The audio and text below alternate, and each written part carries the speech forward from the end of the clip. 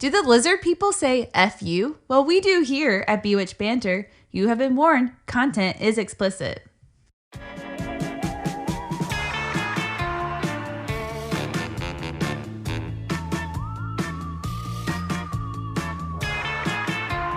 And you're listening to Bewitched Banter. I'm Krista, and I believe that people are just inherently shitty. And for the most part, I think people are good, but I'm starting to question that a lot more. Yeah, you're welcome for opening your eyes to shitty folks. And ironically, even though shit people are naturally not good in my eyes, I really do believe in all things spiritual and religious and, metaphysical stuff. Magical, cool stuff. And I'm pretty much the buzzkill when it comes to ghost stories. I'm a total skeptic. She never saw a ghost, neither did I, thank God. But here we are talking about ghosts today. And that reminds me, I totally got sidetracked. I was going to bring this up in our earlier episode, that I have a perfect porn name for Babadook. Babadook. Don't you think that'd be great? Okay, so crazy. I love her so much. Things are getting strange today. We had a blast, didn't we, with the Strange We had a Brew huge podcast. blast with them, and a huge blast.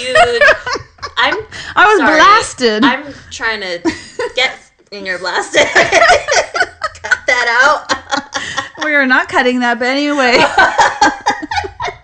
Krista was not that thirsty on the episode, but we had a great debate. We came together with the topic of we were going to tell ghost stories, but I feel like the conversation kind of hit a little bit of everything, and we really hope you enjoy it. Yeah, it hit everything we touch on in Bewitched Banter, from skeptic to spiritual to debating it and coming in together and just being like, oh, that's cool. That's your belief. That's my belief. And we had a really great time with the Strange Broskies. Enjoy. Get strange.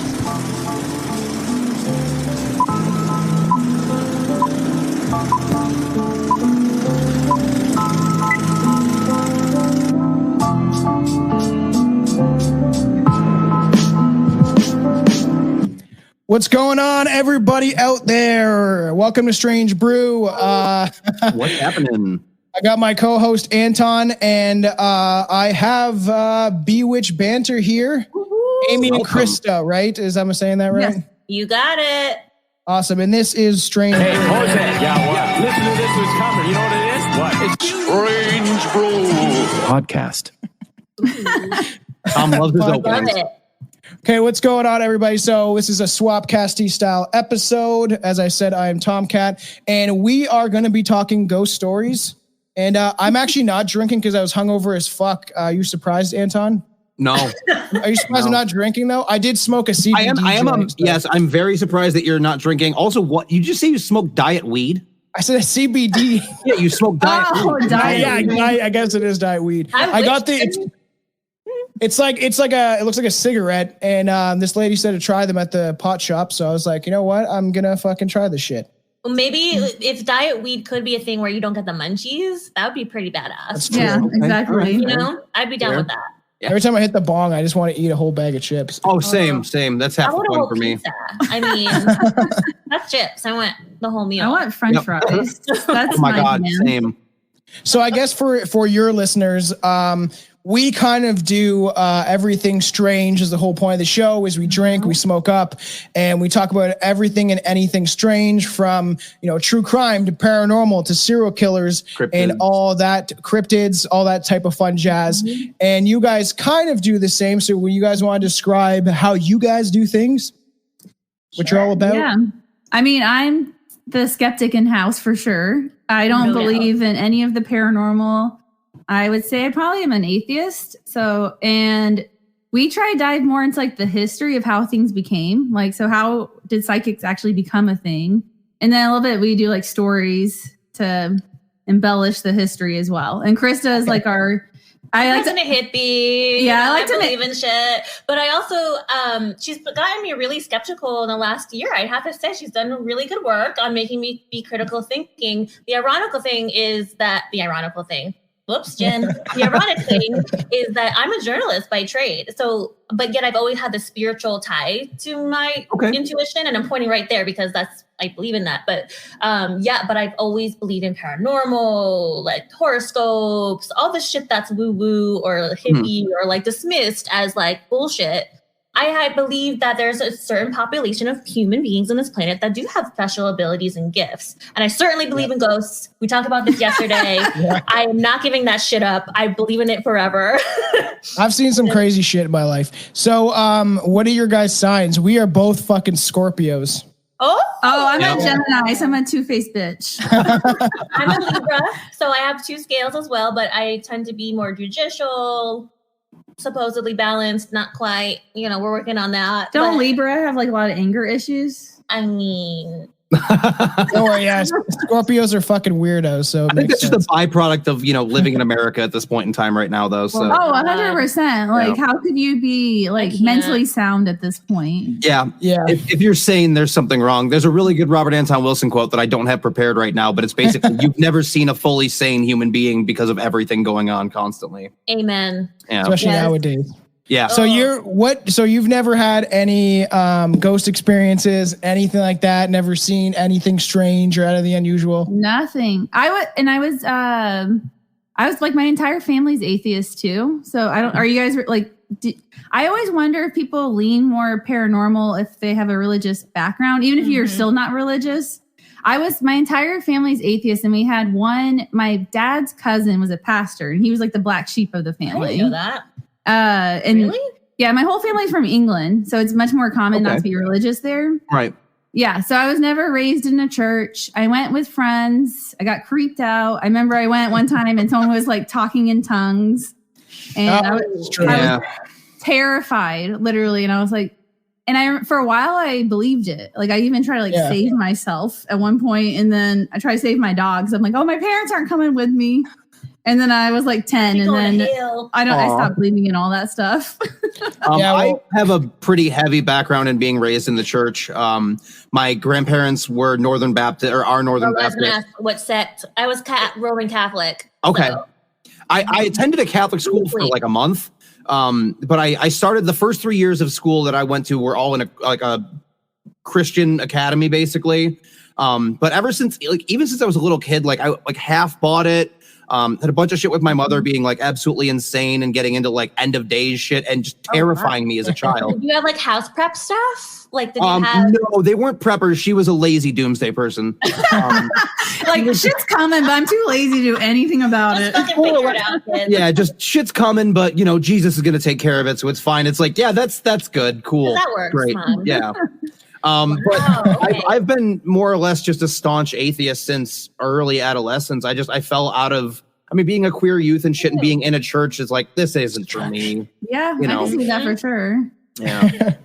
Yeah, I'm not religious fucking at all. But I believe in aliens, different dimensions, ghosts. I believe we have a soul. I highly believe in an afterlife. I've read a lot of books about people. Near-death experiences. I believe, in the afterlife. And there's tons of and why I believe it is I've had my own weird experiences, and I've said it many times, but just to repeat it, since we're talking about ghost stuff, I have seen weird shadow people. I had a whole experience when I came back from Cuba where it felt like something was trying to fucking rip my soul out of my body. My fiance was fucking sleeping beside me. I was 19, and I was freaking out, and I didn't know what the fuck was going on. Every time I'd open my eyes, I would see these shadow creature things looking down at me. I was fucking sober as a judge, and I've never experienced this. Yeah, and I had sleep paralysis. I'm diagnosed with our sleep paralysis episode. I'm diagnosing you right now. I'm like, that sounds like sleep paralysis. It is, and sleep paralysis has to do with the shadow people because they're essentially holding you down or trying to exhume your soul or your energy. And I was really low because my buddy got left in Cuba, and as I was leaving, he was singing "Fuck Cuba, fuck Castro." So I was worried about my buddy, and I was like, Jesus, he's gonna go in a fucking Cuban jail. And then I got home, and it felt like someone was trying to rip my soul out of my body. I couldn't fucking move my body. I had sleep paralysis. I could see everything. Yeah. And when I stood up to walk towards the washroom, I had to take a piss. Walk towards the door. I saw an 7 foot tall shadow creature look down at me, and it was as real and clear as day. And I walked through it, and I went in the mirror, and I was like, "What the fuck is going on with you, man?" And so I've had my own experiences. So that's why I tend to believe people that are sane, normal, everyday people, even like alien abductees that are like just outstanding citizens of society, normal, sane people that end up having these crazy ass experiences. And then you have people with near death experiences that see other lives or stuff beyond this reality. And it could be the DMT in your brain, but I won't know. That's what I'm with you. I'm with you. So we in our sleep paralysis episode, and I think I've always been a believer, just innately since I can remember. But I want to say when I was going to college, the crazy transition time of life or whatever, and again we cover it in sleep paralysis. But I had it on the regular time to the T with my sister. And we'd call each other the next day because she was away at Michigan for college. And I was ready to go to college, to ASU, far as fuck from Connecticut. And so we were both really nervous. She was a freshman. 9/11 had happened. And I'm trying to go to college too. And like, she's like, did it happen again? It happened again. Literally the same time every fucking night. And I remember it was always at my friend Jessica Tyrell's house every fucking time. And that shit, her house was motherfucking haunted. Anyway, that was another story. But like, I was stuck in her bed and could not fucking move. And I just remember being like, oh my God, is she awake? Is she awake? What's happening? What's happening? It was always at the crack of dawn. And it was always like you said. So I've only had it once. That's to do with REM, doesn't it? And there's somebody stuck on you and you can hear and you're paralyzed. And it's like, and Amy's like, bitch, it's this and this and this and this. I'm like, no, let me tell you, I experienced what I experienced and it was real as day. And so I believe too, because I experienced it and there's no other explanation for it. You know, that's why I tend to believe people, especially like I said, they're sane. And because I've had my own shit and I would want people to believe me. So I'm more or less like, okay, this person, like you got Benny and Barty Hill that got abducted by aliens in the 1960s, the first actual like recorded alien abduction. And they were two normal people, a black man, a white woman. It wasn't really cool at the time. And we did a whole episode on it. They were just pretty outstanding people. Like they were sane, they were credible, and they claimed to be taken aboard a fucking saucer that had Nazis, reptilians, and grays on it. So not to shift gears and go back to the sleep paralysis thing, but I've also had one instance of sleep paralysis in my entire life. I was absolutely shithouse hammered that day, though. It was the same parade. And my buddy had made Riot Punch, which has like insane supplements in it and stuff, plus a whole bunch of other booze. So I'm sleeping on my bed. I wake up in the middle of the night and I'm just like, I can't move at all. And I'm on my side. I was like starting to get a little freaked out because I couldn't move. And then I just hear, it's okay, I'm here. And I feel something like slide up behind me. And I was just like, nope, fuck. Anton, I'm so sorry. No, I have chills because one of my experiences was another friend's houses and I was having another sleep paralysis. It was the same time in life, senior year in high school. And it was, instead of I'm here, it's okay, it was like, who are you? You're not supposed to be here. I was chills because it was like demonic, like get out of this realm. And I was like sucked back in. Maybe it was your alter ego. Real in your ear too. Like it's like I felt this thing like it was somebody putting their arms around me. And I was like, I don't know if this is supposed to be comforting, but it's not. I'm here. Fucking no. Well, I use a little singing bowl just for meditation, not for any supernatural reasons, but for like just to calm myself down. And as soon as I regained like my faculties again, I smacked that fucking thing and was like, okay, I'm good. I'm good. I just let the tone carry out and I'm like, all right, I'm good. I'm good.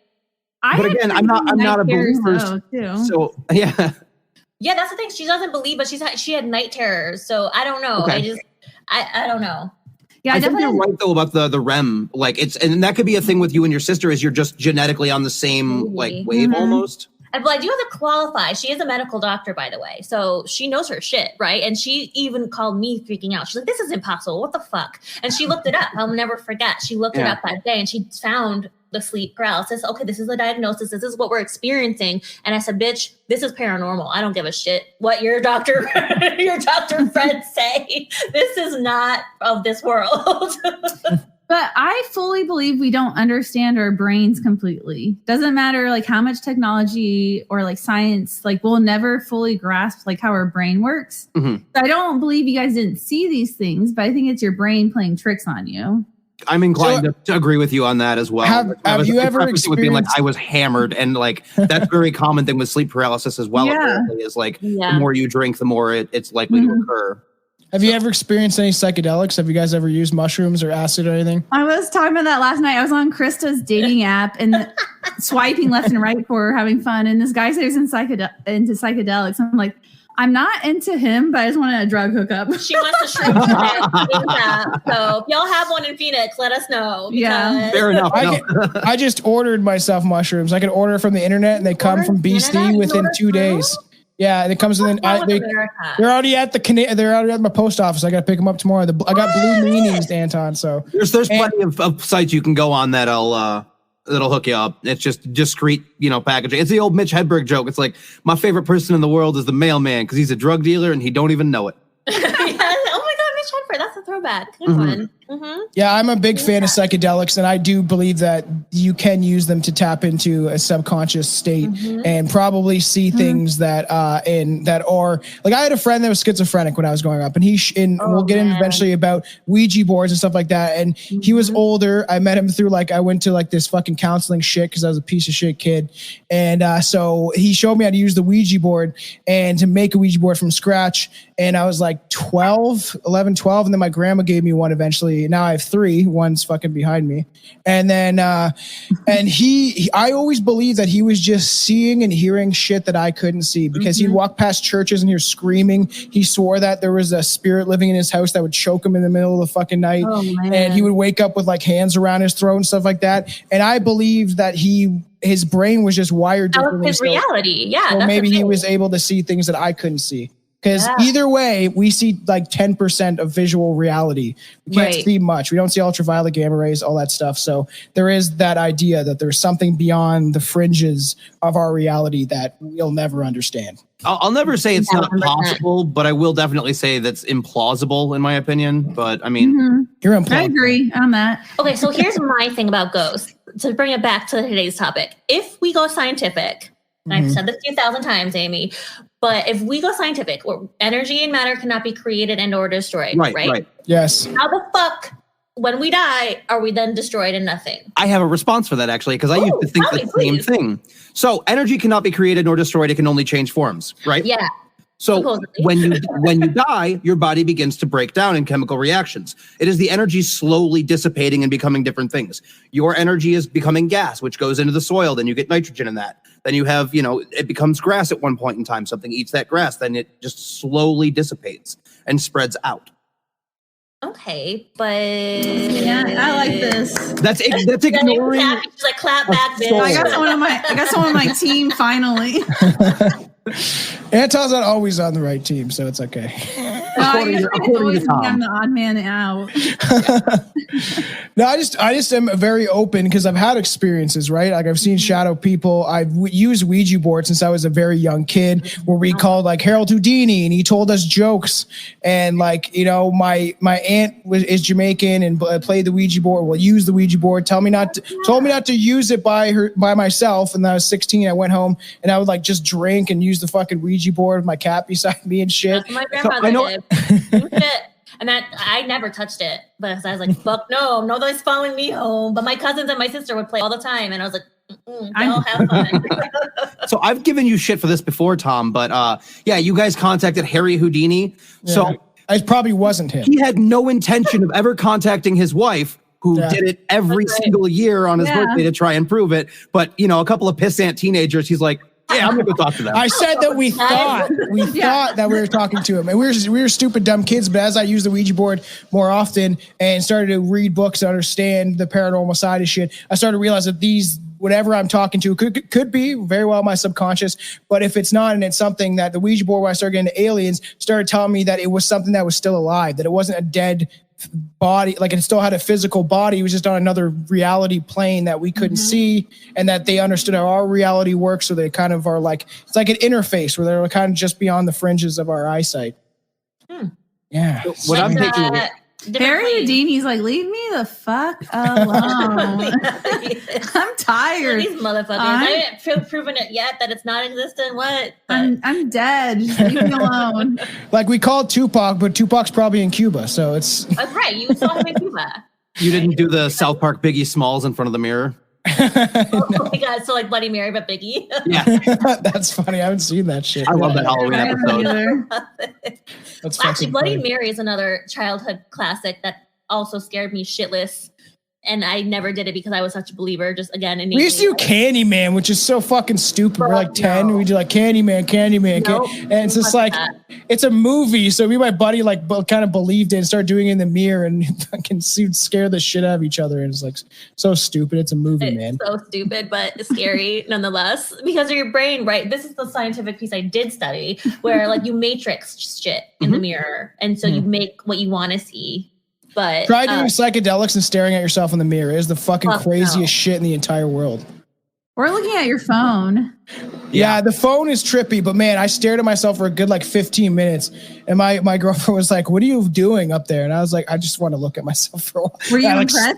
Were you like, "Oh, I look good"? Oh no, I look like a fucking reptilian. Like I started to split and shit, and like all these geometric patterns, and my eyes look like cat's eyes. It was fucking nuts. See, and that goes with my whole thing of all you're doing when you're taking psychedelics is exploring your own mind. It's like I came across a video the other day on YouTube. I don't know how, but this, dude that like grew up in the church and like was really religious and stuff was like, I took psychedelic mushrooms and God told me he could kill me whenever he wanted to, and this and that. I was like, yeah, because your brain is reinforcing your own bullshit by tripping that hard. And it's like, this is why I don't tell Christians to take psychedelics. I'm like, no, we're just going to get crazier. Jesus Christ.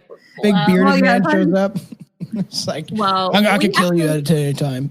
We interviewed a gal yesterday in the Mormon church. How was it for you growing up Baptist? Oh God. I had to he grew up underneath a priest so much shit from my own brain because it was like my grandparents were Baptist and then my mom's parents were like super weird Reformed Lutherans because my grandfather was actually like Reformed Jewish because my family lived in Russia. And then it was like, oh shit, they're trying to kill us. Then they ran to Germany and they're like, oh fuck, we gotta leave. And then they got to Canada. And when they immigrated, we changed from Jewish to like Protestant. Like in the span of one boat trip. It was like, no, we're not doing that anymore. We're done. Wow. Yeah. And then my dad was Pentecostal as well as like weird, like everybody was weird apocalyptic Christians except for my mom's parents. No. And except for your lazy doomsday prepper. I like it. The world's ending, but I couldn't give a shit to do anything. Much. Yeah. They're all just like, nah, we're all just gonna get raptured up. It's fine. And I'm like, no, we're not. Happen. So there were many days spent when I was a child, like sitting up late at night waiting for the trumpet of the Lord to sound and everything to go off. And I was like, seriously, damaged me so bad as a kid. Yeah, that's why I'm like, I'm not anti-religion in the sense that I don't think anybody should be religious because it's like for some people, I feel like it's the same thing with like certain artists and drugs. It's like you're just a better person if you have this in your life. Yeah, definitely. But for me, I'm just like, this is dumb, and I'm going to raise objection to it whenever it's used in a way that would be to deny somebody else of their basic human rights. Absolutely. Like, the only time I used religion was when I prayed for a lightsaber. I agree, though. Like I'm the same way about religion. It's like I think that it's okay to have your beliefs, but when you start not questioning things or being small-minded or putting your beliefs on other people, that's when I'm like, no, that's not okay. I agree. 100%. I'll tell them to fuck off. Yeah. I mean, I don't like religion in general from my experience growing up, but I try, quote, be open-minded about it. I got family I have family that's pretty religious, and like it's my aunt, she's Jamaican, and my uncle, he looks exactly like Ned Flanders. He is the embodiment of Ned Flanders. He's like super religious, as crazy hell. And their daughter, so my cousin's boyfriend, is super religious. One of those nerdy guys that has huge gums when he smiles. Sweaters and all. It's weird. We're at a fucking brunch, and then I was talking about how there's aliens mentioned in the Bible and stuff, how they came down to earth and seeded with the women after they found them beautiful after they were created. Talking the Nephilim, yeah. Yeah, and then he fucking pulled out a Bible from his fucking back pocket. He was like, show me where it is. And I was like, you're fucking psycho, man. Did you pull out your phone, look it up, and then get the verses? No, I pulled out the Satanic Bible and I said, fucking read this. Good for you. I was going to walk around the Satanic Bible in my back pocket. That was me in high school. I gave out so many copies of that book, it's not even funny. Where I was like, you should read this because you're an idiot. I love it. Well, we also covered Satanism. Sorry, I'm doing their selfless, shameless plugs, and I had no idea how fucking cool they are. Like, so it's just about being about that. I saw that you guys just did your like what happened with the whole protecting Roe v. Wade type thing. Did you interview LaVeyan Satanists or TST Satanists? Oh, we haven't interviewed anyone directly for those. We just did research and reported back out what we found. But what's the difference? Actually, school us, because I'm fascinated. So we cover Anton LaVey, obviously, but I don't know the other one. Okay, so Anton LaVey and the Church of Satan was the one that was founded in the 60s. Yeah. That was the one that was it basically really ran. Yeah. It was counterculture to the hippie movement. They were like early punk, if you will, when they're just like, we're into sex and stuff, but fuck all the rest of the shit. We're assholes and contrarians, which I respect. I loved it. And then you have the Satanic Temple, which is the organization that exists right now, the one that I'm actually a card-carrying member of, mainly because I'm not giving the Church of Satan $300 for a fucking red card when there isn't a lot in my $300, damn. We were curious, like, how you join even. You just go on the website. Because, shit. You just go on the website, pay him money, and there you go. And it's LaVeyan Satanism is just secular humanism. It's atheism with like woo-woo added to it, but they don't take it seriously. Very theatrical. And the Satanic Temple is more of a political organization. They're the ones that actually are supposed to be like fighting for Roe v. Wade. They're the ones that do the organization for access to reproductive health care and everything. And that one was founded by Lucian Graves, but they're not associated. Milky Eye guy, right? Milky Eye man. Yep. Which is so sad that they lost that battle recently, but what are we gonna do? I can't talk about here it in the States. Fuck Texas. It's so upsetting. You can come here and you guys want to have fun with Trudeau. You guys can come here. You got fun with Trudeau. He's a fucking yeah, he's on us. Exactly. I was like, what's up? What were you saying about Satanism and? Oh, we were saying we interviewed her sister because she's a gynecologist and actually she's an abortion provider. I mean, abortion provider. It's stigma. Oh, Jesus. Hello, Jen again. But she thank you. But she's the one who actually, and it's in Illinois, and all the surrounding states have made it where it's illegal. Yeah. So her clinic is going to be like bombarded, and they don't have like the infrastructure or the staff to like keep up with everyone who's going to be coming in. It's kind of crazy. She's already been in the last 2 weeks. I haven't talked to her more than I usually talk to her every day. I talked to her maybe like I think twice in the last 2 weeks because she's been so over staffed or understaffed. Yeah. And it's just scary. Shit, man. So it's horrible. Satanists, what's happening? We need that. And like, yes, exactly. Like coming from, again, like journalism background, First Amendment to me is everything. And how the fuck are these people going to come in and use religion as a means to control anyone's body? Women are not. And it's about anyone's voice, anyone's body. Yeah, it is crazy. It's crazy because those are the same people that are like, no, the Constitution says this and the Constitution says that. It's like, you are ignoring like the biggest fucking part of it, which is there is no state religion. Keep your fucking beliefs to yourself and out of the process of lawmaking. Yeah, and I don't know how political you guys are, but I just find it comical that there is a lot of people being like, "Oh, my body, my choice" when it comes to abortion, but not vaccines, and that's what. Yes, that's what I was like. That's my point. I'm like, so how the fuck are you gonna say "my body, my choice" when masks happen? Oh, but when it comes to a woman's choice.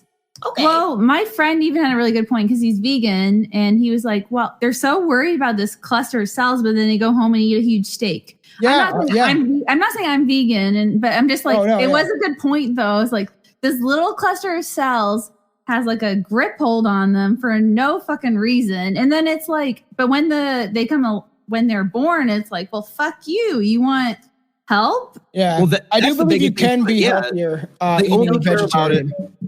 They only care about it until it becomes a human being, and then it's like, oh, yeah, fuck off. We're done. We don't need you anymore. Yeah. It's atrocious. It's absolutely fucking horrific. Yeah. I think though once you're onto your like fourth one that you should probably get a condom. You think? Maybe a vasectomy. I don't know. Try the pull-out method. Don't say that. Don't say that. That's my buddy Billy's method is, and I'm like, no, man, you're gonna get someone pregnant because I've been doing it. He's been doing the pull-out, the old pull-out for like putting her on blast. 10 years, and I'm pretty good. She's married. Let's qualify. Not that it matters if you're doing the pull-out method or not if you're married, but I'm like, girl. I guess I'm pregnant when I was 13. Like, just don't, You're risking it each time, but whatever. That's true. Risk it for the biscuit, they say. All right, we get back into ghosts. I have a story that my buddy, actually my barber fucking told me, one of my buddies, and I found it pretty interesting. And he's He's more of like he doesn't believe in all the alien shit that I do, but we talk as he cuts my hair about, the podcast, all the strange shit that's going on. He told me this story. It's pretty interesting. His buddy's had paranormal experiences his entire life, grew up in a very haunted house. And so he's got a kid now, a wife, and his kid starts seeing this figure every night. And his name, and he's like, what are you seeing? And he's like, I see the shadow of this person, and he stands at the end of my bed. And he's like, that's weird. And he's like, yeah, he just stands there. And he's like, his name is Mr. Fox. And he always makes these popping sounds. And he was like, these popping, he's like, pop, pop, and he's like, what the fuck is that? And it's really strange. So this keeps happening all the time. And he's going into the room with fucking nightmares. They think it's a nightmare. Like, hey, it's a nightmare. Go back to bed. And he keeps seeing this figure. So they're at his parents' house, the grandfather of the kid. And, they're like, he's like, yeah, he's telling him about the story. He's like, he keeps seeing this thing. It's really weird.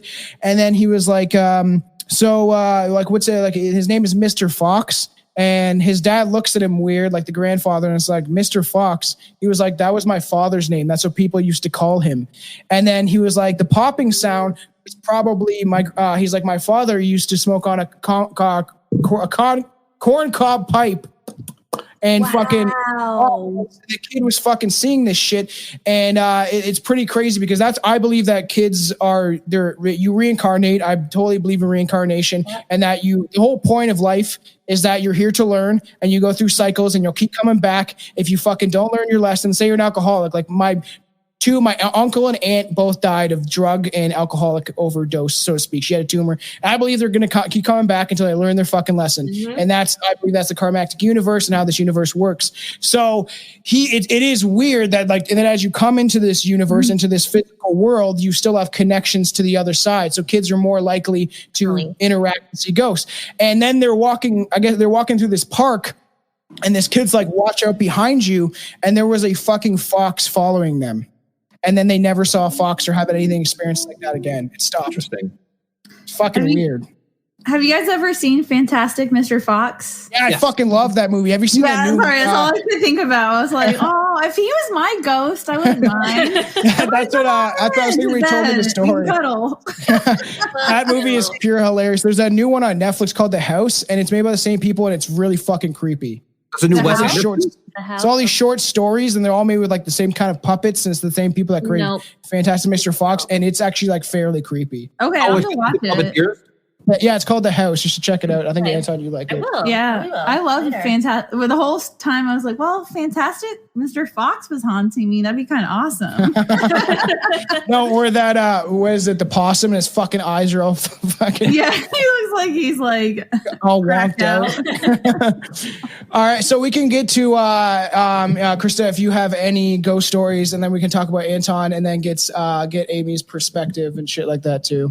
Okay, so thank God I've never seen an apparition. Thank whomever, universe. Because I actually put it out there. I said, I have felt my family members around me that have passed countless times. I believe in that. I read cards. Tarot cards, I should be specify. And I definitely believe and always have, like I said, that family is always with you, no matter what, even in this realm or not. They're with you to support you. They're there for you. Your spiritual guides, yeah. Exactly. But I've never seen them. But I told my grandma, I said, Graham, you better never show your face ever again. I'm actually wearing, I have her necklace on me right now from Malaga, Spain, which she was very in tune with. She was a Spanish teacher. But yeah, I was like, hell no, I'm never, ever, ever. I said, you're not allowed to show yourself, okay? Like, that's it. Like, you're just not. And he's respected that because I don't think I could handle it. Like, my girlfriend's sister saw their grandfather peeking over the bed like this. Yeah, no. I said explicitly, y'all, I love you. I know you're here. I know you're watching out.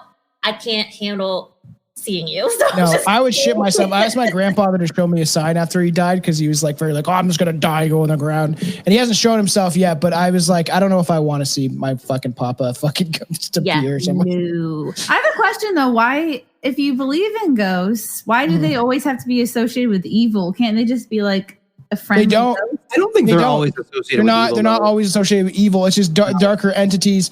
If that's the idea, right? They exhume your energy. They when you feel sad and depressed. That's why I believe we live in the world that we do, that is in constant war and terror and fear, because these entities, these demonic creatures that are most likely, in my opinion, reptilian aliens, they use us as energy. So every time you're in fear, you're scared, you're crying, these things can use your energy. It's like psychic vampires, the same type of shit, where these people just consume your energy.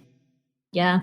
Yeah, but I guess I like, maybe it's just the ghost stories I hear, they're always like terrifying. But I'm like, wouldn't that be nice if your Nana or your granddad came to visit you and said hello? Like, to me, that sounds like a nice experience. See, my mom's she's skeptical. She's a fucking nurse. We disagree on a lot of things. But she had a friend, Terry, that committed suicide, hung himself in his barn, and they played the Ouija board, actually the one I have, and they asked, they supposedly were talking to him, and it's funny because she's very skeptical about things now, but was more into horror movies and ghost stuff when she was younger. And they asked about the parents, and the shock gas flew across the fucking room and shattered.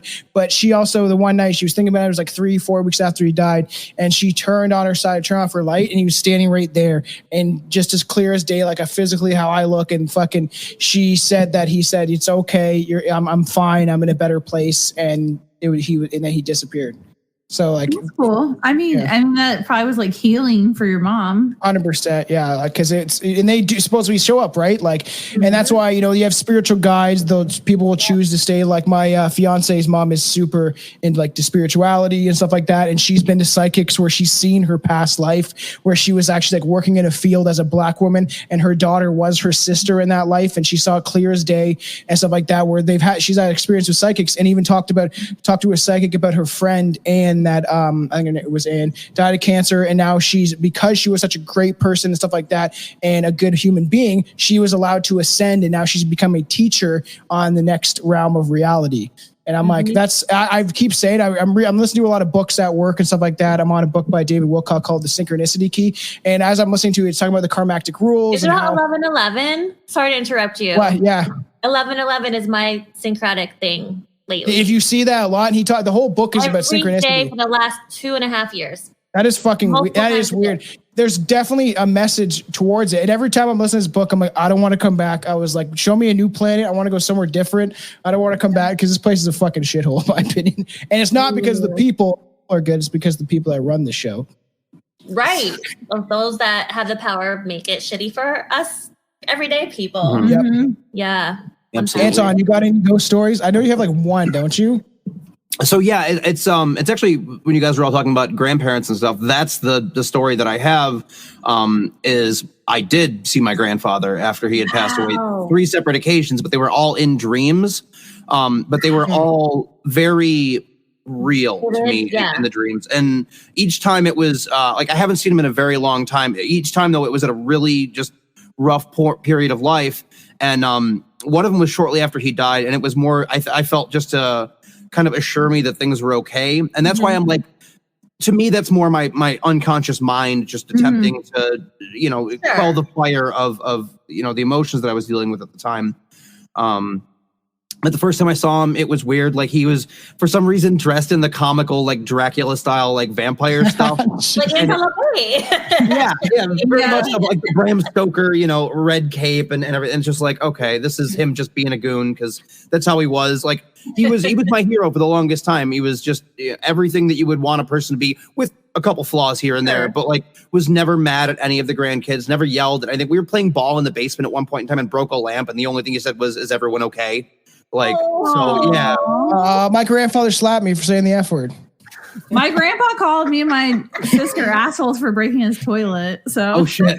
I had a bunch of friends over, and they were all doing drugs. He didn't know that, but we were drinking and stuff like that. And it was in high school, and he didn't hit me until I said the word "fuck." And as soon as I heard he said, he fucking backhanded me with his meaty firefighter hands, and I'm like, "Oh my god, fuck you." And I just want to say this quickly, that I had a dream about my grandfather, because talking about dreams, seeing grandfathers, and it was like dead silence, where someone was controlling my grandfather as a fucking puppet, and he was like dead. And I was like, I woke up being like, what the fuck, man? I got goosebumps on that one. That's terrible. Like, horrific.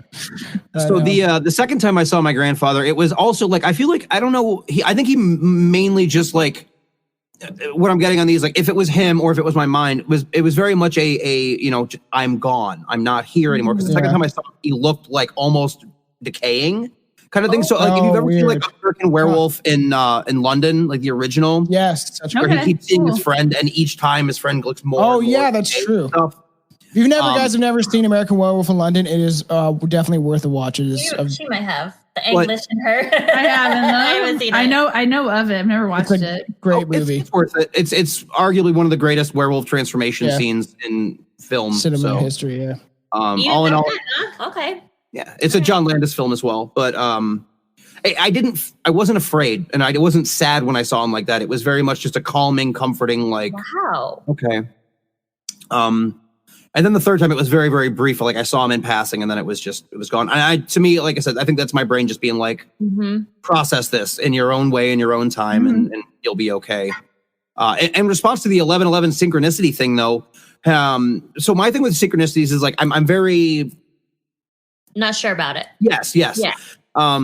Because, for example, like you do see stuff like that, and then there are times where a weird synchronicity where like you're talking to one person about something, and then it comes up with another person. We're not talking like phone stuff or anything like that. We're talking like actual, you know, but in the same time, the logical version of that is, say you get a new car, and it's a brand that you're not used to driving. You're going to notice that car everywhere now. It tells me up. Because your brain is now looking for that, and it's like, oh, there it is.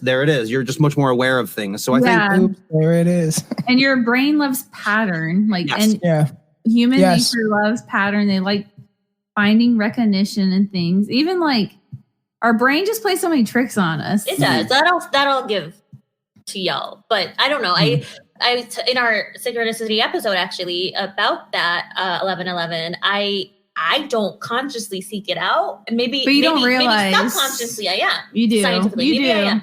But literally every time I just look up to, let's say, go to the bathroom. And the fact you're talking about it means you're seeking it out.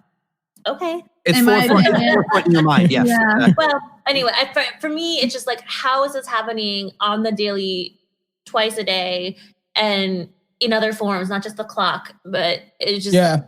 Well, like David Wilcock in this book I'm listening to he's literally proving that synchronicity exists, and he can track like where other people, because he takes his information from everyone else and then forms an opinion on it, kind of thing. And he talks about how like every 1,125 years there's the same recycled bullshit, and it happens like every 50 years. Things history repeats, and it's literally like a real thing that they can track and have noticed in so many times in history this has happened. That's why, you know, with Rome falling, we could see America fall, like this whole idea that things do repeat. Oh, we're crumbling, all right. All empires fall. No empire has ever withstood the test of time in its entirety. China is the longest running empire throughout history, but even that has changed so many forms in its existence. So it's like, is America most likely going to crumble? Yes. And what's probably going to happen is that it's going to become Europe Part 2. Everything is going to break off and do its own shit. The problem with that is that opens us up for invasion and other shit like that, which I don't necessarily know. Before this, hopefully. Well, I hope so. I really do. I also have another argument about it, though, because so they said there's only the numbers 0 through 9, and they said mathematically it's implausible that you wouldn't see patterns. Like it has to happen all the time, and it's like your brain's constantly seeking patterns. So because they're part of nature, though. See, I don't believe in coincidences at all. Anton does. I do not believe in anything as a coincidence. I believe everything happens for a reason. I think this is all structured. That's a person statement, I have to say. Told you she was going to give you shit. Yeah, because I've heard the whole saying, and you have to. I was saying that at one point, and my sister checked me. She goes, "That's a very privileged person thing to say. Everything happens for a reason." Because imagine the people in a third world country who are starving. They are not saying everything happens for a reason. But it's the same beef I have with it's all God's plan. It's like, oh, so the genocide and just murder of countless, you know, children and that are starving and dying of AIDS in Africa. That's part of the plan. Well, then God's a dick. To me, that's not everything. Like for us, even no matter where you are at life, like we have food on the table, we can have our basic needs met. So it's really easy for us to be like, oh, everything happens for a reason. But those people who are like have had horrific things happen to them, I do not think That's for a reason. I don't think it's for a reason. I believe in reincarnation. So those people are experiencing a harsh reality because they chose to when they came here to experience the worst, most horrific shit so they can learn lessons and they can actually supposedly speed up their reality when they go to the next life. And that's my opinion after like shitload. Can you imagine saying that to someone who I would say it to someone. I would. No, I would. If you I would have to slap you across the face like your grandpa. I have a problem with that. Those people don't deserve that. You're here for a reason. No, and they don't deserve it. And the thing is, our planet is fucked. Until people actually realize how crazy these people are in power and the people rise up and actually take down these governmental forms, it's never going to change. The third world could be changed within a year, but they choose not to do that because they rape the nation. They put fucking guns in children's hands and say, go at it. Like all this stuff is set up by these higher elites that are billionaires. Jeff Bezos could take quarter of his money and fix the entire third world. Easily. No, I agree with that, but I don't think it happens for a reason. I just feel like the world is unjust and some people have a really bad hand in life. And I don't think that happens for a reason. I don't think anyone should suffer like that. I just think, unfortunately, the world, like, we have the resources to take care of those people, we just don't. And it's because the people like you, I agree with the higher up, the rich people aren't doing it, but I would never look at those people and think, oh, everything happens for a reason. I was like, hell no. It does not. That's just my opinion from all the books and stuff I've done research on, is that they're experiencing a harsh reality so they can actually speed up the process of the karmatic universe. And essentially they can ascend to a higher level of consciousness faster than we can because we didn't experience those harsh realities in life as much as them. And the thing is, if I could fix everything, I would. Don't you think that's easier for you to say from coming from a place of privilege where you're not starving? But I wasn't really that privileged. I've struggled my whole life. Maybe not as much as obviously these kids. You're getting but the thing is, if I could help everyone, I would. Privilege versus extreme trauma, Tom. And I know you and I go back and forth on this all the time where I agree with you, Amy, that like, no, I don't think that it's a first world problem to be able to be like, no, this is this and this is this. You can't tell somebody that has suffered the most traumatic abuse that they've ever had for years to be like, it's okay. It's meant to make you stronger.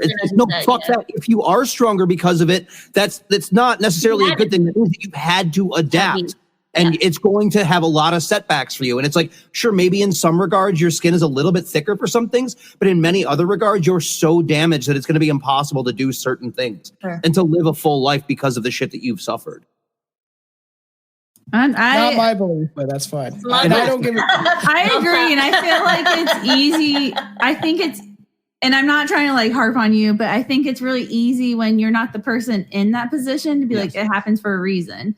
Yeah, no, I understand. You're living that life of like starvation, not knowing when the next meal's coming, you would not be sitting there thinking this is happening for a reason. Oh no, of course I wouldn't be. But the thing is, after they don't get and they don't are able to read the fucking books that I've read. They don't get the knowledge that people over here can get by choosing to pick what they pick up and learn. They have to survive each day. And in my total belief, I believe that you know when you're coming here, you know who your parents are going to be, and then it gets all erased when you're born, and then you live out this life as a cycle.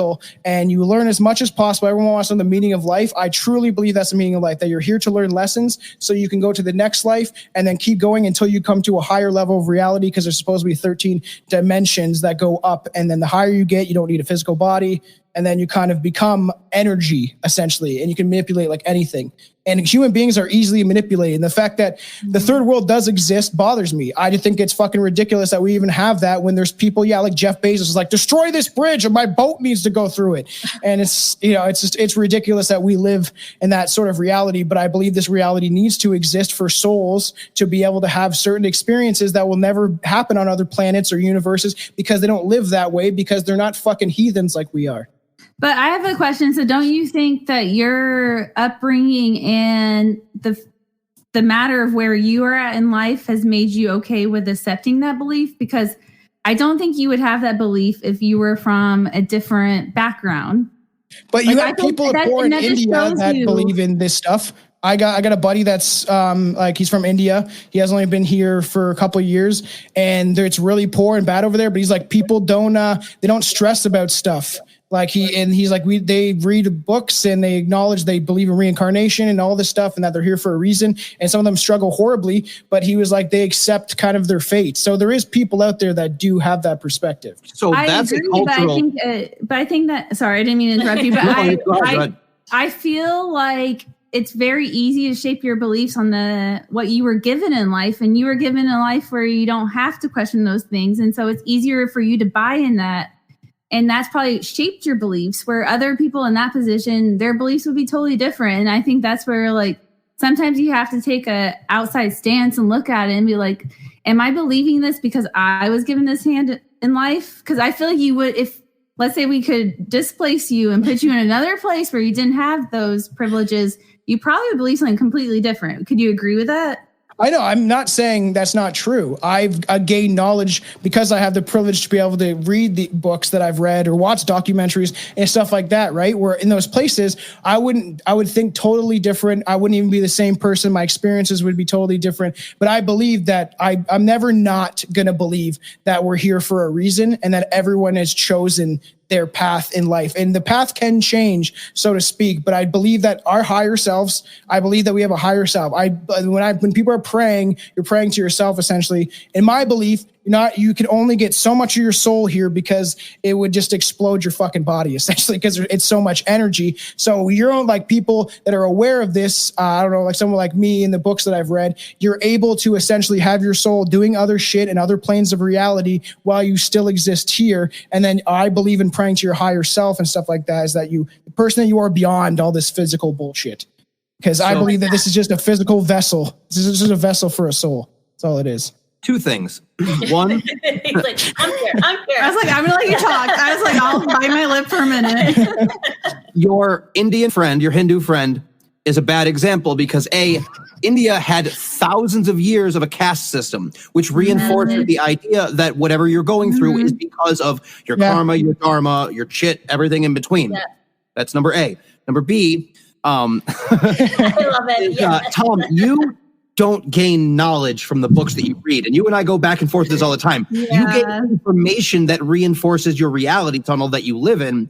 And I give you endless shit for this. I got to keep doing it too. I love David Wilcock and I love David. Yeah. I was like, you're reading stuff that just confirms, like, it's an echo chamber. And I always say I'm guilty of an echo chamber. I live in a bubble sometimes. She does. I'll give her that. You do too. I do. I live in my own reality because I take bits and pieces of both views. Frankly, I do. And maybe that's not fair or right, but that's what I do. I believe in things I believe that I cannot explain. And I don't feel that I have to if I innately believe it. As long as I'm not doing harm to myself or others, who's a fuck what I believe. And that's where I stand. But to your point, I think I do seek out, I have self-help, metaphysical, all the shit of metaphysical bookstore. That's my library at home. Yeah. So yes, I am reinforcing what I want. But we do in human nature, and everyone's guilty of it. And it's even more like, what's the word I'm looking for? Like, we're even more guilty of it now because what you watch, what you consume, social media, is like you're always following stuff that confirms your belief. Yes. So that is Google and Amazon's fucking problem. The algorithm. They're the ones causing that. So don't get me started on that fucking conversation. Yeah, because I don't think that's necessarily where Tom and I would disagree. Tom would say that's by design in order to keep you in whatever. Right. I say that's not. That is just the nature of the beast in that, where it's like, you create a search engine, you create a Google, and Google used to not offer suggestions as to what you were looking for. But because now it's not a page that you just go to, it's one that you sign into, and it logs all this information. It's like, oh, I'm going to guess based on your past searches what you're looking for. So when you go to look for something, it's going to take you to the areas where it thinks you want to go. So you're not getting this broad spectrum of paid you're getting an algorithmic, pick for what they think that you want to see. So then you can't, that's why you can't tell somebody like, oh, I just Googled this and I found this stuff, because they're going to get taken down a separate tunnel from you based on what it is that they look at. And that is inherently the problem with news media. Thank you. No. Thank you. So, I study this a lot and I teach this. And you hit on something to my soul, which is which is exactly that, where this echo chamber of information, what is the truth? What is true north now? Nobody fucking knows, because it's only their truth. And that's really problematic. And so I think people like myself who have sought out the other realms, and Tom, we're seeking other answers because we have been given this crazy shit show. I mean, people are hurting, obviously. Look at the shootings. Look at all the shit going down every fucking day. And like, we are in pain, and we have no time or space or energy to heal or even process what the fuck just happened to the next tragedy or tragedy. And so I think a lot of people have like myself included, again, gone to meditation, metaphysical answers, because what the fuck else can there be? There has to be something better. There has to be. Like, and that's maybe my own confirmation bias, but like, there's no fucking way I'm willing to settle for that. This is just the way it is. And I agree with that. Way. And I have massive empathy for people. That's why, obviously, it's my belief that things happen for a reason. It is not everyone's opinion. That's just something I've formed after the research that I've done. And I read books and stuff like that maybe confirm what I believe and stuff like that, because I want to learn more. But the thing is, I've seen weird shit. I've had weird ass experiences in my life that cannot be explained by rational fucking scientific bullshit. It can't be. So I look to things like, David Wilcock, who takes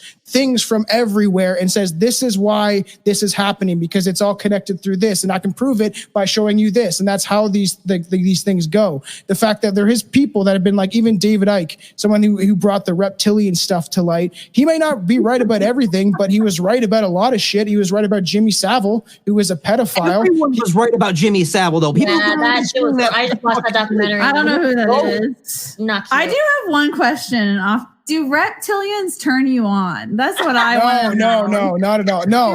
You get wet hearing about a reptile. That's what I want to know. No. Supposedly they think we're disgusting as we would think they're disgusting. I just have a belief that there's things evil and there's things that are essentially demonic, and that if we came from the fucking simian ancestors that they claim that we did, that it would be quite plausible that something else could come into a humanoid form. The most ignorant thought that an intelligent person can think is that we're the only fucking things in the universe, beings, intelligent, talking, walking beings. It is extremely ignorant to think that there's not something out there. I think the more we learn about animals and stuff too, we're learning that there's just a communication barrier with a lot of them. Like and they all connect too. We are in many ways. I believe that they use like psychic sort of abilities. Like I think it's animals less psychic and it's more nonverbal cues. Yeah, I think it's it's just like a communication we don't understand. Yeah, they for said sure. Dogs can like decipher 60 different facial expressions. That's fucking crazy. Plus sense sounds, different things that we can't see. There's so many other like points of information that other animals receive that we don't see. It goes back to the whole, using certain aspects of our brain and our don't have the ability to see. Like, what was the animal that can see in ultraviolet or something like that? Like, I don't remember. Or cats or bats? Yeah, something like that. Yeah. Like jellyfish too. I believe it. Yeah, cats suck. No, look at dolphins. Dolphins know they can rape each other. Like they, and dolphins are fucking nasty. It's fucked. They fuck. But Tom, when's the last time you went to a primate house at the zoo? How long has it been since you've been to the zoo? Maybe like 5-6 years, maybe. Okay, next time you go to I can't go to the Toronto Zoo anyway anymore. I'm not shot it up. Go to the primate house next time you go to the zoo and just sit there and observe them for fucking 10 minutes and tell me you're not like off, man. That's what they are mostly doing is fucking jerking off. Yeah, that's what if aliens are observing you, that's what they're seeing too. So it's true. It's very true. I'm like confirmed that Tom wants a reptilian in his life. I'm kind of furry. That's his type. I want a Palladian. That's what I want. What's that? They're like a Nordic race of beings and stuff like that. Blonde hair, blue eyed. It's what Hitler believed in because and it's not. Don't say Hitler. Go to Blavatsky. Yeah, Madame Blavatsky. But essentially, it's the race of beings, and it doesn't have to actually do with Hitler. It existed before him, and it's just they're like how different aliens exist, and they're blonde haired, blue eyed, like the most beautiful creatures supposedly in the universe, and they're like the good guys. And like the fairies in Lord of the Rings. kind of shit. Everything's drip fed into fucking our subconscious, I believe. And that's what I'm saying. Like that people, why the fuck are like, say, I don't know, 100 different people around the world that don't know each other before the internet all see this same fucking thing, this reptilian type creature that they see, that they get abducted by. How are all these people sharing the same experiences and claiming to see the same things? They've never had contact with each other. Same with the gray alien thing, which is the whole idea that reptilians use them as an interface. It's because Chaos Conf has been a part of genetic memory since the dawn of time. Like if we're going in the evolutionary thing, and you and I this is fascinating, going fellas. I'm like, I love this. Like, yes, I'm just happy it's on my side. I'm like, yeah, it's great because normally I'm getting bombarded by Tom, and he's just like, you just don't know. I'm like, okay, all right, whatever. Yeah. Well, I got Billy too as a fucking skeptic, so it's annoying. We argued on the Bohemian Grove episode for 15 minutes. I had to cut out. I felt bad when we did our reptilian episode because I told Tom, I was like, I'll play middle of the road on and this you one. Didn't really? I didn't because too much of it. I was like, that's dumb. I can't. I'm sorry.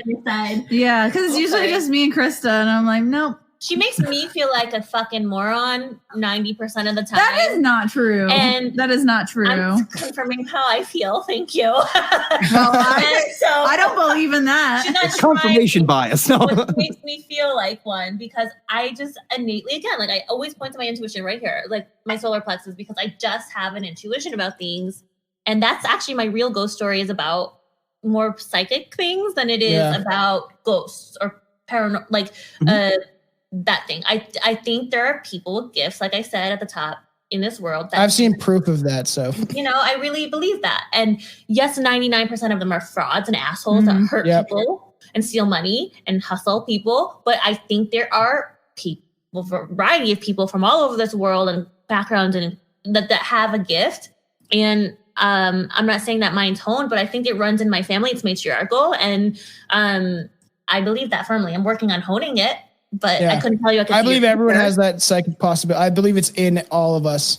And we've buried it. And I do believe that past a certain age, like that's why kids are supposed to be more psychic. Yeah, and there's stuff like this that is provable. Like the fact that reincarnation could be a thing because there is children that fucking claim that they were someone else in a past life. I've read books about it. And it's incredible because they shouldn't know any of this information, or they point to a picture and they're like, that was me. Like, what do you mean? They've never seen this picture before. That was me. And it's their grandfather. And they their grandfather reincarnated as the child in the same family. There's been numerous amounts of proof of near-death experiences and children claiming that knowledge and stuff that they have no idea, they would have no idea to be able to grasp this understanding of this stuff.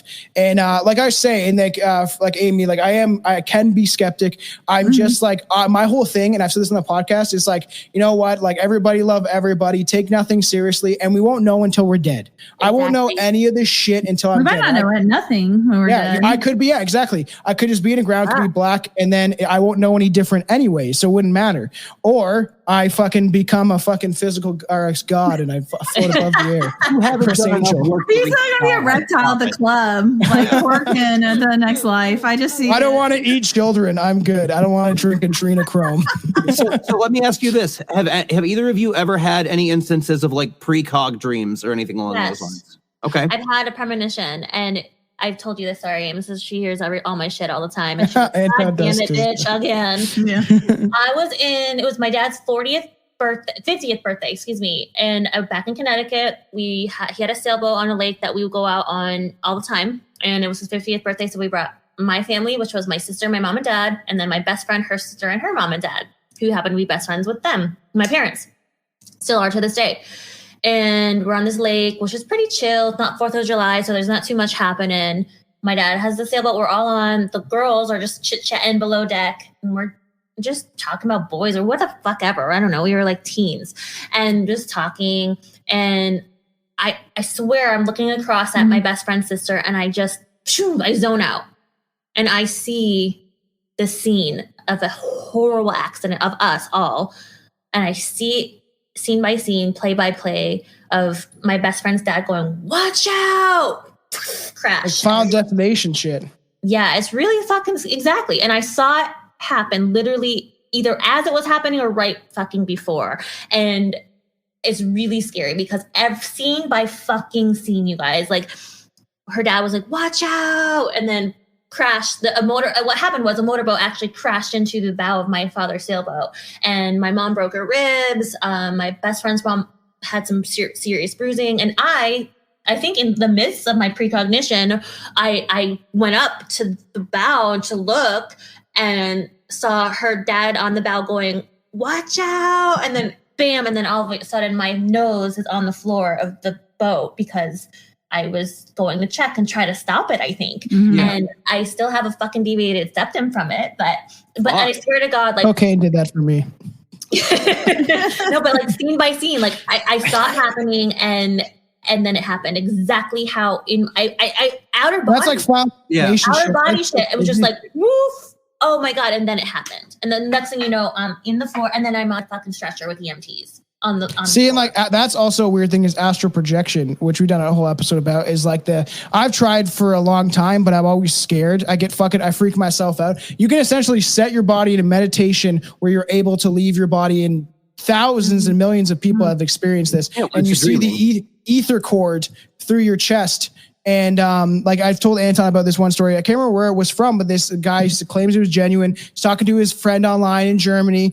And then he's like, I'm going to keep trying this astral projection thing. Let's see. Like I've read a lot of books about it. I'm trying to meditate. And he traveled to his friend's fucking room in Germany because he was thinking about him and saw exactly what he was doing on the computer. And then fucking when he woke up, he kind of like came over to his friend. He's like, were you fucking doing this like an hour ago? And he's like, yeah, how the fuck did you know that? And he's like, claims it's like completely genuine. And I believe that stuff does happen. And there's tons of people that have supposedly astral projected to the moon and seen fucking, that was on Coast to Coast. And he's like, guys saw like fucking civilization on the back of the moon and stuff like that, which who knows if that's accurate, but Coast to Coast is a lot of fun. Yeah, Coast to Coast was awesome to grow up listening to. I've also had a few instances that I can't explain with precog dreams. Okay. It's never anything like super significant, like a crash like that or anything. It's always just some mundane bullshit that's going to happen in a day. And I've woken up before and like first thought in my head that when I wake up, I'm like, oh, today's that day. And my theme plays out later. And it's happened like no less than 3 times for me. Okay. But I'm not one to be like, that's this. I'm just like, that's weird. And I don't know. I'm Native on my dad's side, and we're descended from a line of medicine men, like everybody. So everyone in my family is like shadows, people, this and that. And for me, I'm just like, we also have genetic mental illness, so maybe that's part of it. Like, right. You know, what's your native name, bro? What do you mean? What's my native name? Wolffoot. Man. Yeah. I didn't grow up in a tribe. I don't have a native name. Do you know what tribe, though, if you don't mind me asking? Yes, I do. I'm actually Tuscarora. So I constantly bring this up on the show. There's a statue at Niagara Falls that's of Chief Clinton Rickard, and that's my great-great-uncle. What? That's badass. Yeah, he was the founder of the Indian Defense League. Native. Fuck yes. Yeah. So we're Tuscarora and part of the Seneca nations. Okay, very cool. Wow, very cool. I always scream at Anton for using the word Indian, and then he screams, I am Indian. Yeah. So you can use it. And then that's a picture of my grandfather. My great-grandfather. Oh, wow. Oh my God, that's amazing. So crazy. That's why we've done like episodes on like indigenous folklore and stuff like that, and it's fucking crazy. It's amazing. Like there's some crazy fucking shit. They know what's up, and it's like Skinwalker, like whitewashed. All that knowledge is lost, and I think that's the problem that we're having right now. Yeah. In a very nutshell, I think our Western quote unquote culture cannot keep up with the deep knowledge and tradition and richness that people had to the land. We don't have that. That's connected to nature. I believe if we could live in a utopia, if everyone was connected to nature and cared about each other, we wouldn't have things like the third world. It's like Africa. Supposedly Africa could feed the amount of vegetation that there could feed like the entire world, but it's like one of the poorest places. It's fucking ridiculous that even exists, right? It's just disgusting, and I don't know if there's an answer or a solution now. Are we too far in? I hope not. I want to. No, you fucking send Jeff Bezos, Bill Gates, fucking Justin Trudeau, Joe Biden all on a rocket, and they can go fucking find out if the Earth is flat. I say cancel billionaires. That's my cancel billionaires. That might be a start. Fuck yeah. Yeah, it's crazy. I just think people get so repressed, and like, if your basic needs aren't being met, no wonder you're so angry about life. Yeah. Like, Yeah. if you, Amen. yeah. So I just, Yeah, I know. And it's a hard topic, especially what's going on now. I believe like they want to keep us so down and low, right? So like you can never formulate a plan on how to actually take down the government or at least fix it because you're too worried trying to get to your paycheck. And they want us living that way. So we never actually figure out how the fuck to, and now it's like governments don't run the world, billionaires do. And then they dictate. Yes. Oh, corporations and millionaires. Yeah. It's fucking crazy. And to bring it to start bringing it to a close, do you guys have any favorite like ghost movies out of like all of us? Like obviously The Conjuring is pretty good. I've always brought up the Changeling. The original movie is very creepy. That's why Anton, have you got one? Have you guys got one? Let's see if which of your ghost movies is. Well, you said one of my favorites. You already said Changeling. So Changeling, yeah. I gotta go with The Conjuring too, and I know that they were found out as frauds, but the Warrens are from Connecticut. Woo woo, shout out. And I eventually want to do an episode about them because they probably lied a lot. I'm gonna talk shit. I'm sad about that they got found out because I really wanted to believe them so hard, but I've seen some shit in those fucking Connecticut woods. Let me tell you what, there's some Revolutionary soldiers still around. Okay, those motherfuckers are still around. So Conjuring. My favorite, and I'm kind of sad because I thought it was amazing and I kind of revisited it. Is more from my childhood and it's not as good as I remember. But What Lies Beneath? Do you guys remember that movie? That was so scary. Is that the bathtub, right? Yes. Okay. Yeah, there's always those movies. Right? Yeah, there's always those movies you want to go back to and you're like, fuck, it wasn't that great. No, it was incredible when I saw. Like, I remember going to see with my mom and I couldn't like. We both were closing our eyes. We're like, is it okay to look? Is it okay to look? And then I watched it now and it's kind of cheesy. It didn't date very well, but that's still my original favorite. Hell yeah. There's plenty. Like me and Anton are big horror fans and stuff like that, obviously. And I love horror movies and being scared without about like dying. I'm not going to die watching these movies. Like I like that. I like that feeling of being frightened, but being able to control it. Like I don't like heights because if I slip, I'm going to fucking die. Yeah, exactly. I'm really bad with heights as well. Yeah. But yeah, horror for me is that whole, well, at least it was when I was younger, which is like chasing the fear almost. Like it's like almost like a drug. Because I used to be able to just walk through the horror section of whatever movie store and look at covers of VHS and be like, nope, I'm not sleeping. Yeah. And I would never really watch anything beyond like X-Files or like Tales from the Crypt or Monsters or. Got me on some shit. I think that's another part of why I believe too. My dad and I used to watch that show when I was real little. I was too little to watch that shit, but he made me watch it with him. And I started rewatching it last summer and I was like, this is so bad, but I love it. Like the 90s shit. I'm like, I can't stop watching. It's like Ghost Adventures. I watch it, but I fucking hate Zach Bagans. I watch so many ghost shows. It's not even funny. But my in-laws met and have a picture with him. They just met him recently. Zach Bagans? Oh my God. Yeah. Tell me this. Yeah, they went to Vegas, him and Andy. She knows I kind of secretly love Zach Bagans, even though Amy's a fucking douchebag, obviously. But you didn't tell me this? Yeah, they went to the museum and got a picture with him. Oh my God. We did an episode on the Monroe Demon House and I just shit on Zach Bagans the entire episode. Zach douchebag. You should, rightfully so. Yeah, he's a total piece of shit. But, I still used to watch that shit religiously every Friday night. Yeah, and it's still entertaining. Like I'm more of a fan of Jack Osborne and his show because he's more like it's called Portals to Hell is one of them. And me and Anton were talking about how he just did a whole thing about Bigfoot with Jason Mewes from like Jay and Silent Bob and Clerks and shit. And it was very funny. Last night. Yeah, I've met Jason Mewes. He's awesome. You got Ghost Hunters, which was my go-to for the longest time. I actually got to meet Jason Grant and Steve. Oh, and they're also from New England. Yes, they are. Yes, they are. Shout out East Coast. And lately, my obsession has been Knock Knock Ghost, which is just like my favorite ghost show to ever exist, and it's the queerest ghost show to ever exist. I just found out about it a couple days ago. My roommate told me about it, and I was like, "Okay, I'm in love with this." It's queer ghost hunting. Yeah, it's a drag performer that isn't in drag at the time, and then his assistant transitions in season 2. But it's all Canadian, and it's all just really goofy. Like I gotta watch this. Wait, Canadian. Sign me the fuck up. Yeah. Oh yeah. Exactly. Like right now. That sounds fabulous. It's only 3 seasons, and it is amazing. I highly recommend it. Yeah. Knock Knock Ghost. RuPaul has gotten me through my divorce in the last few years. What up? So fuck yeah. Oh my God, sign me up. Is it Knock Knock Ghost because they're trying to like knock to get out of the closet? Like, is that the whole premise? It's Knock Knock. I want the world to know. It's Knock Knock Ghost because they're like, can you knock for us if you're here? Oh, 1, 2.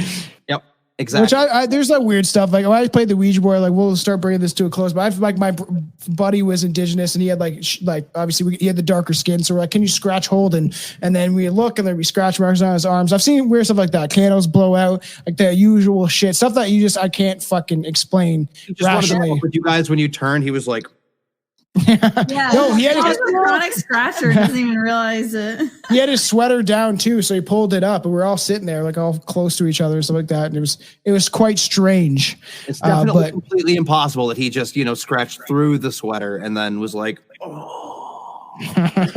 Maybe my buddy called Hitler too, and we thought he was gonna die, but nothing happened to him. He called Hitler, and it Ouija board started freaking out and shit like that, and it kept saying "hail, hail, hail" really fast, and they were like, "Oh shit!" And then we thought Curtis was gonna die, and he didn't. We're like, "You're gonna die when you walk home later," and he was fine. That's so fucked up, man. Yeah, that's up. He's like, "I just want to see if we can get a hold of this man." Wait, I have one more question. I know we're trying to wrap up, but after meeting Zach and after meeting the paranormal team, the ghost hunters team, do y'all think they're actual believers or are they just doing it for the show? So with Jason and Grant, I think Jason was the believer. Grant was the one that was really into it. They were very genuine though. I met them at, I don't know if you ever heard of Lilydale.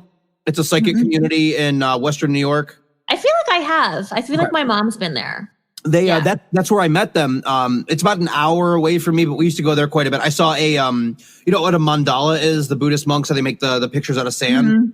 I saw a mock construction ceremony of one of those at Lilydale. It was awesome. Cool. I still smoked cigarettes at the time, and I was with a partner, and we went up and we were just shooting the shit because Jason and Grant were standing out back of the amphitheater before the show, and they were very just down to earth, genuine people.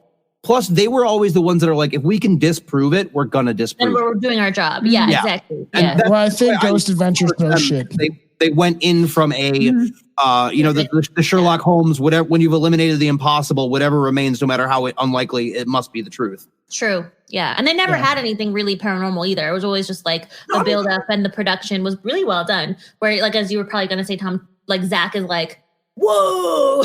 It's always good. I was making fun because he's like, I don't know why, but I just feel really aggressive right now. I'm horny right now. Oh, this ghost is gonna fuck me. Yeah, it's fucking weird. And I'm like, bro, like there's thirsty ghost out there. Yeah, and it's always him where he's like, I'm angry, I need to calm down. And it's just like, and they're supposed to be staff or whatever, their production assistants have like thrown stuff. But the thing is, like, I have a ghost fucking detecting kit, and oh my god, I want to do it. And it's got like when he comes down to the States, is we're gonna do a ghost hunting tour for our Patreon and shit. Yeah, once I get across the border. Can we invite ourselves? Yeah.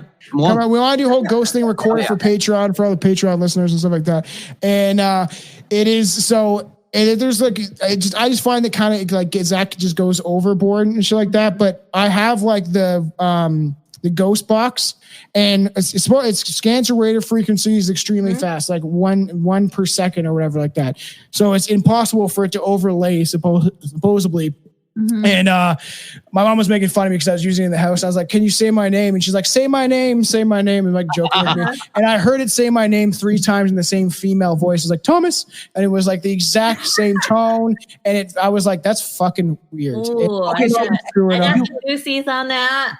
Have you ever seen that? It's a clip that's going around the internet, and it's like, here are the 2 words that you will hear in this sound bite, but you'll only hear them when you're thinking about them. Yeah, I can see that. Yeah, possibly. Yeah, or again, the confirmation bias where you're thinking about the song and you turn the radio on and it happens to be on. Yes. Yeah, because it's pop culture, it's top 40. But radio stations play the same 40 songs over, Exactly. Yeah. Anton, you will be raped by reptilians, so don't worry. You're just reinforcing your idea that you're into reptilians. Do they have big dicks though? Do they have? They actually supposedly their dicks deattach and they can become a sword. Oh my god, I forgot about that. That was from we did a reptilian episode. I found the most fucking obscure, stupid information I could because I wanted just to be fun. And one of the things I found was supposedly, it's probably not true, but the females have a dentia, is what it's called, like a teeth vagina, and it's because they had to develop it because supposedly rape was horrible, and the men would rape all the pubescent fucking reptilians, so they grow these things in their vagina so they could chop off their dick, and then supposedly it says the fucking reptilians have a fucking sword for a But dick. if they can remove their dick, what would be the point of chopping it off? I don't understand that one. That was some psychic chick. Anton, great question. Should we end on that note? Yeah. Vagina? I didn't say it was real. I said it was funny. Okay, I'm glad there's a clarification on that one. Yeah, so you guys shout out your stuff, we'll shout out ours, and then we'll bring it to a close. All right. Well, we always say peace bewitches to end our episode. Yep, our like sign off that. is Peace Bewitches. You'll find us on all the socials at Bewitched Banter or Bewitched Banter Podcast and bewitchedbanter@gmail.com. Fuck yeah. And obviously you can find us at www.strangerpodcast.com. Buy some fucking merch, get on the Patreon. And you can follow us on Instagram and all the shit. Find Anton at just tell her your shit. I was gonna make it. Invader Daggett _TTV. Come watch me play some horror games and some fun, bright, colorful, non-horror games. Just when I'm, need watch to move Anton through. be a banana. Watch me be a banana. I'm always a banana on stream. That's right. HB Shovecraft on Instagram, HB Shovecraft pretty much everywhere. And keep watching the skies, fuckers. Yes. Stay strange. And this has been an absolute blast. Thank you guys so much. Thank you guys for coming on. So much fucking fun. Yeah, Hell really yeah. fun. It's nice to have it even for once. Yeah. And I know. I like the debating. It's nice. It's nice to have someone who lives in the skies with me. Yeah. So true. In All right. non-reality. Stay strange. Thanks for listening. Check us out on Instagram or bewitchedbanter.com. Suggestions for the show? Email us at bewitchedbanter@gmail.com. Credits, music Phantom Fun by Jonathan Boyle from premiumbeat.com. Podcast edited and produced by Krista Hins and Amy Holt. As always, if you enjoyed, please rate, review, and subscribe.